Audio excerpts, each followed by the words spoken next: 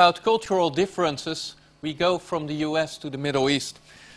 I'm quite curious what's all taking place there. Our next speaker, he is the plant director from Kraft Foods Bahrain. I think that he has so many experiences with all, and I think nearly all countries and all kind of cultural aspects of your company, that I'm really looking forward to what you're going to tell. It's the factory of the future, in which culture will certainly play a dominant role. Okay.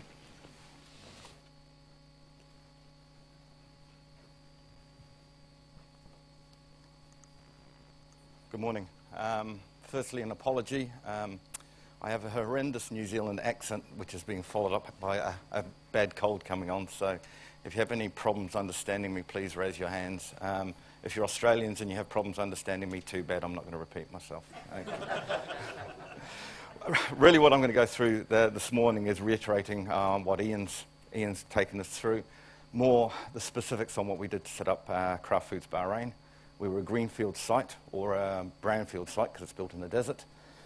It was a new site for Kraft Foods, their first greenfield site outside the US for 10 years. So there was a lot of learnings and not a lot of experience in the company on how to set up the plant at the time.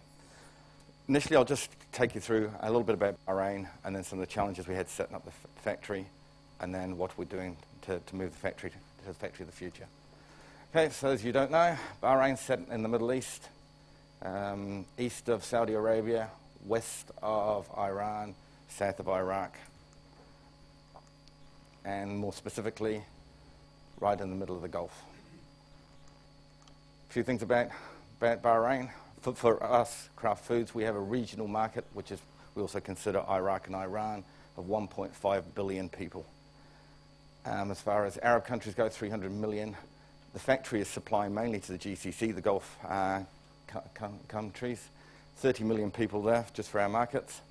We have a direct causeway to Saudi Arabia. Good advantage for us getting our products across the causeway. Good advantage for the Saudis to come across and enjoy the environment in Bahrain. There's also a causeway is planned to go through to Qatar in 2011, which will give us a direct link into the UAE. There are people here from the Economic Development Bahrain, so if you want to know anything else about Bahrain, I'm sure they'll be available for comment. Okay, a little bit of information about Kraft Foods Bahrain. To say we're a new company, 6 brands, 56,000 in powdered beverage products this year. 2006, Bahrain, I said we had a piece of desert, me with a suitcase. 2007, we started building the factory. Late 2007, we processed our first cheese and our first tang. 2008, we were into our first full production, to the stage where the factory is this year, 2009. Okay, we talked about cultures. At present, we have 16 nationalities on site. One common goal, but a big challenge. We're making cheese, specifically for the Middle East, GCC. Tang, once again, same market, and some new products we launched this year. Okay. For me, some of the key takeouts are setting up a genuine greenfield site, remembering it wasn't on an existing site with an existing structure. The management team initially, working through with workers, we decided what we wanted to do with the plant. We let the staff decide what they wanted to do with the plant. So it's easier now to sell the concept, because we say to the staff, well, you know, you were the ones who wanted it this way. There's no historical hang-ups, I suppose. Okay, as I say, we had a greater chance to have a say in the whole design of the plant. We used a project team based out of Germany, a Kraft team, but we employed a lot of the maintenance people and a lot of our operators a year before we started manufacture. Big challenge to convince the bean counters that you're going to sit with a staff on site for a year paying a wage when you're not producing anything. But I think the fact that they were involved with the design of the plant certainly helped us. And we had no historical baggage. We didn't have a company there, so we didn't have the old story of we've done this before and it didn't work. Okay, the cons. Experience or lack of it. Virgin workforce, there's a negative on that. You're bringing, I think there was only 4 people who'd actually worked for Kraft Foods before from around our operation. The rest were new people to the company, new people to the country. Okay, learning to cope with a new culture, not just a mixture of cultures of the 16 different nationalities, but living in the Middle East. A lot of people had never lived in the Middle East before, so getting people settled in, families are away from home. A lot of our operators haven't been home for 2 years, haven't seen their wives and children for 2 years. So to settle people in like that, yeah, the cons are we lost people early on who just got homesick. And it's when you're setting up in an environment like this, and Bahrain is a very, very good environment compared to some of the other countries in the Middle East, you still have the challenge that people will get homesick, people will bail out. So if you're putting a company together, work on an easy 20% fallout rate in the first couple of months. Luckily, we didn't hit that, but that's what we budgeted on. Okay, we had no historical data for comparisons. The cheese previously was being made in Australia, but under a totally different operation, different machinery, different equipment. So we had no historical data from them. Likewise, our tang was being made in the US, different process again. Okay, and the big challenge, and it was for me and my team, was having to set up so many functions in one hit.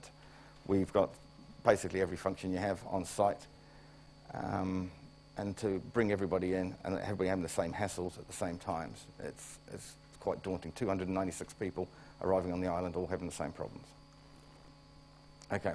Getting more into what we've done over the last, over the last 2 years to improve our manufacturing efficiency. We've followed what I call the 3 C's principle. I just threw that up there because everybody has 3-letter acronyms in it, so I thought 3 C's is quite a good one. We have a lean manufacturing structure in place, and we've got a specific structure. I know Ian went through a number of different models, and as he said, you have to decide what model you want for your company.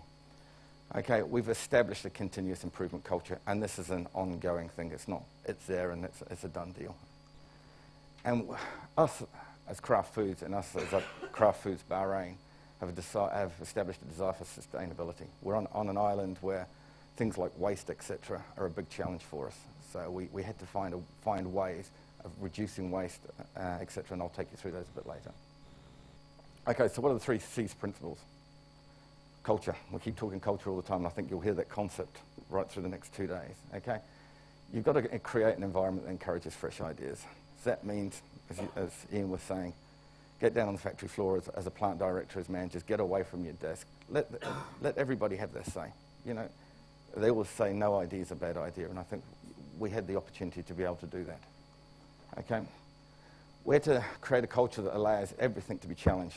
So in our initial, and even now, our board of management meetings, we encourage operators to come in and talk and tell us what's going on the factory floor.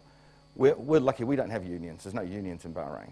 But the staff still have issues, and they still want to be part of the development of the company. Okay, develop a feeling of trust and honesty, straight up with everybody. My philosophy in life is just be honest, and people will trust you, and they'll go along the journey with you. Okay, second C, communication. All forms of communication. We use things like green rooms on the shop floor. We have a lot of posters, signages around the factory. We do a lot of work with the Economic Development Board as far as promoting Kraft Bahrain, just to let people know what we're on about here. We did promotion at World Environment Day on the different things that Kraft were doing, so our staff get a feeling of ownership of the plant. We are probably the biggest operation in Bahrain, so there's a lot of people looking at what we're doing. So, as I say, communication, internal and external, is a big part of our operation. Okay, what I call is don't use the mushroom theory. Don't keep people in the dark and fill them full of bullshit. They want to know the truth. So, if things aren't going well, and you know, our first couple of months of operation, we had some real challenges, but we kept feeding through to the staff. This is what's happening, you know, and work through with us. And part of the follow-on from that is deliver the good news as well as the bad news. Make sure everybody's got the full picture, then everybody understands the decisions that are being made. And the last C is clarity. Once you've got your goals and visions established, make sure they're communicated well right through the organisation. We have the standard staff meetings every quarter. We have a daily green room meeting where all the leaders of the departments go down. So it's not just a manufacturing meeting, even the manufacturing drive it. We have finance there, we have HR there, we have business development, we have research and development. Okay, make sure these goals are clear and attainable. This is teaching you how to suck eggs, but it's amazing how often people ignore these things. Okay, make sure you understand the long-term mission as well as the short. Our lean manufacturing structure. It's a Kraft model, it's plant organisation model, and unfortunately it's called POM. And anybody who knows the history between the English, the Australians and New Zealand's, POM is a very detrimental term, but we're an American company, so I can bandy the word POM around without feeling too upset. Okay, this is, as once again, as Ian was saying, it's supported by a structure of continuous improvement. We got a lot of the leaders of the different departments in our global organisation that put this POM model together. Okay, it was cross-functional, and the key to success was to consider what the stakeholders' needs were. So not only our customer is an internal customer for the plant, and that's our business unit in Dubai where we sell all our product to, but we needed to understand what they wanted from the organisation. And the big thing for POM, I love using the word, it's applicable for small and big plants as well as clusters. We have some plants that are double-hatted. They'll have one manager with 2 plants pulled together. Okay? Process enables decision-making to be done by the closest to the activity. Okay, so every craft manufacturing organisation is built basically on 3 processes: conversion, business development, and continuous improvement. Okay, beyond the generic model, there are options of making this flexible, different environments, conditions are available. Big thing for us, empowerment, we talk about it. Entrepreneurship, continuous improvement, multi-skilling are the core pillars of this model. Okay, POM is not considered one shot. It's ever evolving. For us as a plant in Bahrain, annually we review our organisation, and we may make no changes, but is this working? Yes, no, what can we do to fix it? One thing we've identified by doing that is it's amazing how many functions cross over, and you've got double people doing the same thing and don't even realise they can sit in the same office and they're doing exactly the same thing. Okay, and once again, its focus is to streamline and drive out costs. Typical model: plant director, plant manager, depending on the size of the factory. As we say, we have the conversion, business development, and CI reporting in. Other functions then are there to support those 3.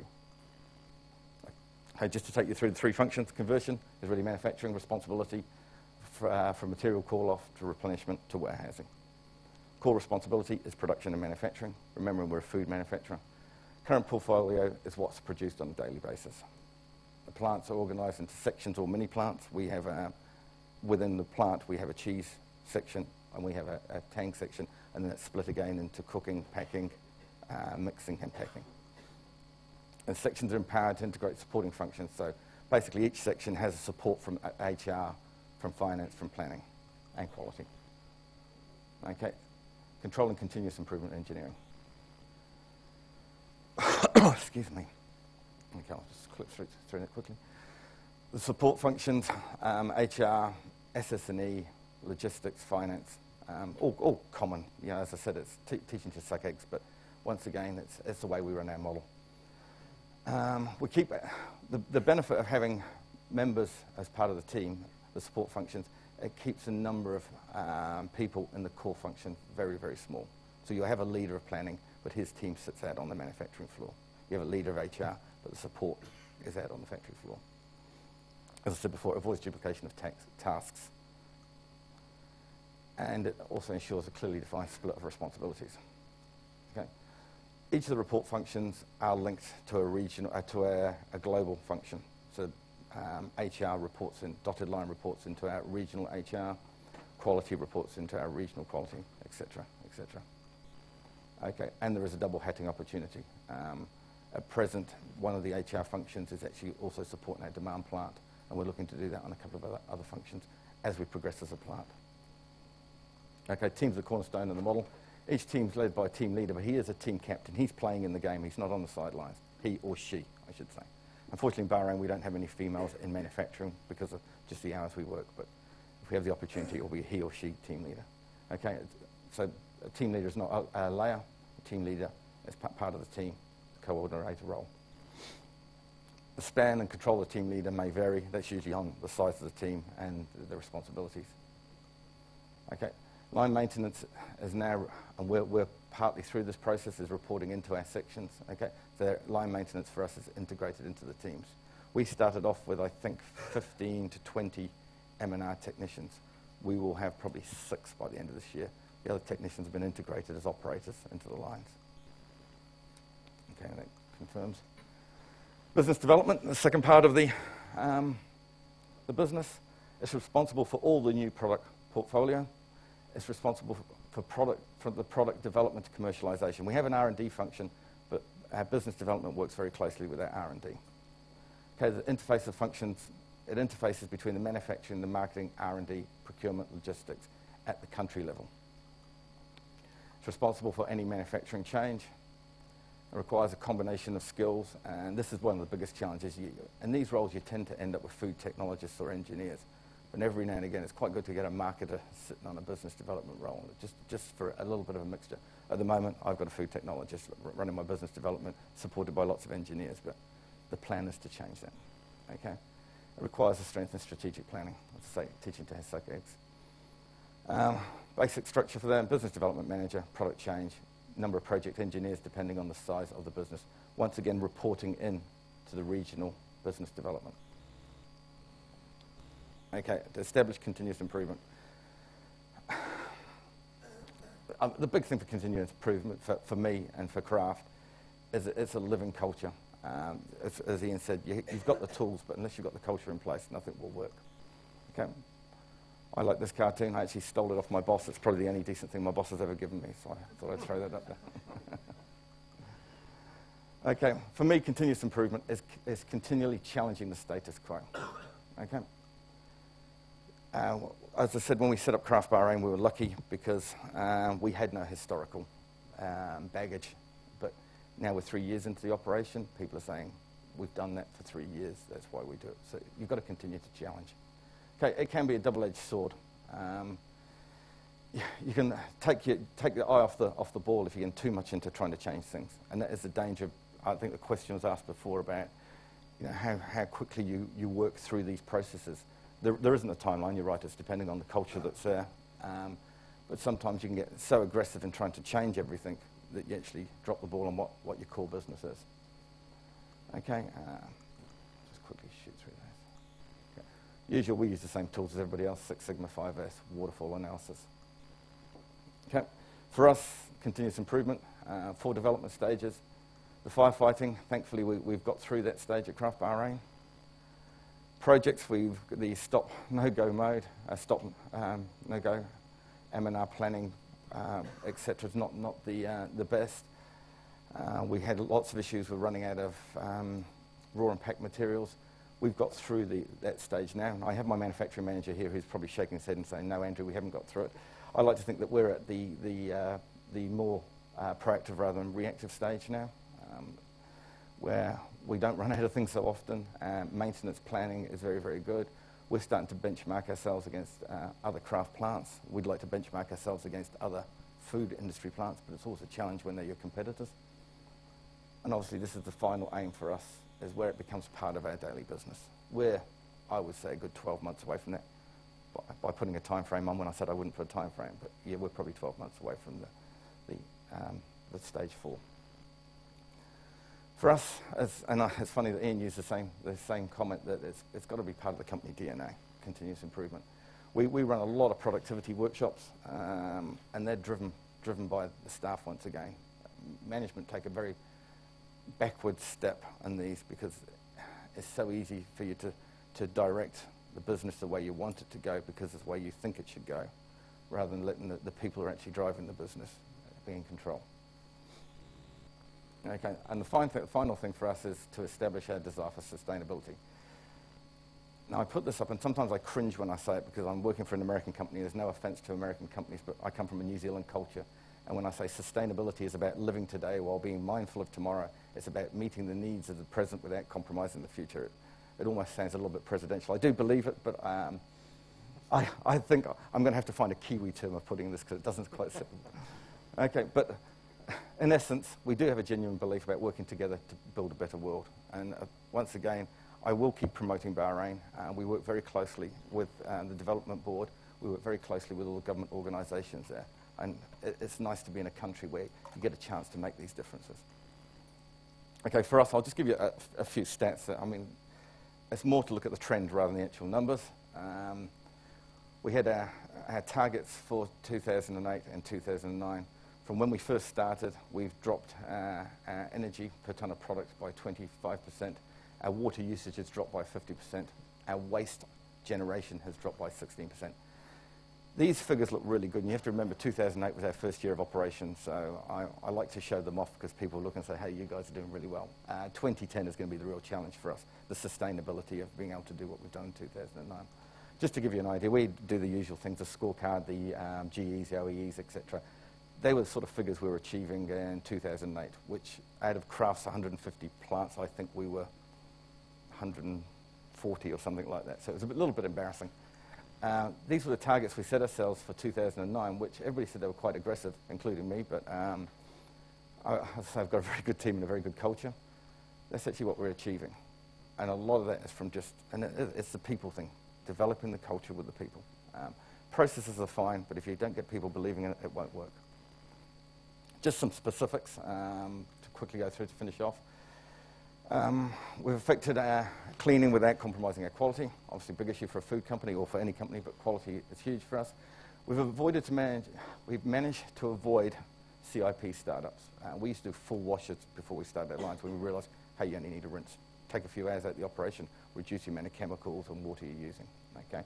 We increased our run lengths. Initially, we were doing 20 hours. We're up to 72 hours now. By keep challenging the process. That's all we did. Let's push it up to 40 hours. Do the checks, challenge the process. Operator comes along, hey boss, we can go further than that. Let's keep pushing it. Okay, and this just confirms the other figures I gave you. We've reduced our water consumption by 18 million litres a year. Chemical consumption by 11.5 tonne a year, and we've increased our efficiencies, we've increased our overall productivity, and we've reduced our cost per kilo of product. And just to give you an idea, as 150 Kraft plants, we're now in the top 10 on as far as our scorecard goes on compliance. So it gives you an idea. We've gone from 140 to the top 10. Okay, energy savings. We've converted our boiler from diesel to gas. That may not work everywhere else in the world, but gas in Bahrain is extremely cheap. We started up on diesel because it was the only option we had, but it's resulted in us halving our energy costs. And obviously it's cleaner burning, less emissions. Bahrain have got some very strict regulations on emissions, and they actually police them. They don't have a rule that nobody takes any notice of. Okay, things like pump seal water, we recycle it to reduce consumption, 15.5 million litres a year from that. And our wastewater, which we treat, is now being used to spray irrigate. We planted 290 trees on site earlier in the year. Doesn't sound much, but when you're in a country where there's probably only about 300 trees anyway, to plant 290 was a pretty big exercise. That was to represent one for each member of staff we had. If we start to reduce our staff numbers, we won't pull the trees up, we'll leave them there.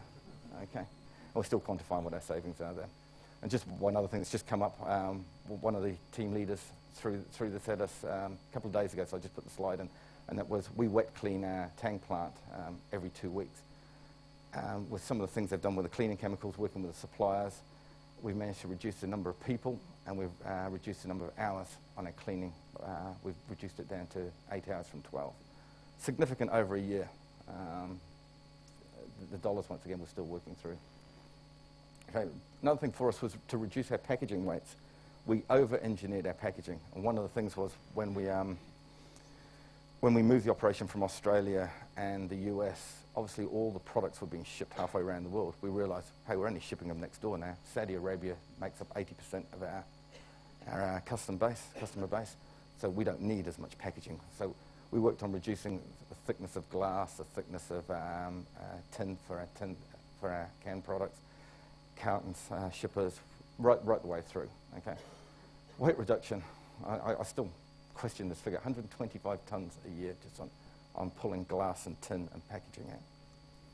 That's just specifics to the SKUs that we've reduced. Okay, our procurement department. They work with all our suppliers. Where possible, we're on complete recyclable packaging equipment. They supply us plus what we use. Okay, glass and tin's easy to recycle, and cardboard. We've reduced things like dividers and shippers. Real basic things, but once again, the status quo was we had dividers in the packaging. Nobody challenged it. Team came in, what are we doing this for? We can't automate the lines because we have to put these in by hand. It's a packaging cost, it's a labour cost. So we just pulled them out, did the shipment trials, nice and easy. Where possible, we've got away from pallets and we're using slip sheets. Once again, you say, yeah, this is basic. Anybody do this, but it's amazing how many companies don't do it. And where we do use wooden materials, we send them back into, we recycle, or we repair them or reuse them. Just to give you an idea, the waste recovery system we've got and the recycling, the money that we get back from that pays for the guys who do things, who do the actual waste recovery. So it's a net gain. Plus we fund all our staff functions now, and they're getting better each year. I think we might buy a hotel next year just from all our waste reductions. Okay, and we follow a 3R policy of reduce, reuse, and recycle. General waste management, simple thing again. We used to throw everything into a skip. We brought a mobile compactor on site. It's amazing we've dropped the amount of trucks come to remove waste by something like 90%. Okay. General waste disposal, we segregate our waste now. Once again, you'll say, oh, this is basic stuff, but it's amazing how many people don't do it. Okay, reduced our liquid waste disposal. Oh, sorry, that's our target for the end of 2009 is to continue working on what is going down the drain. Same with solid waste. We were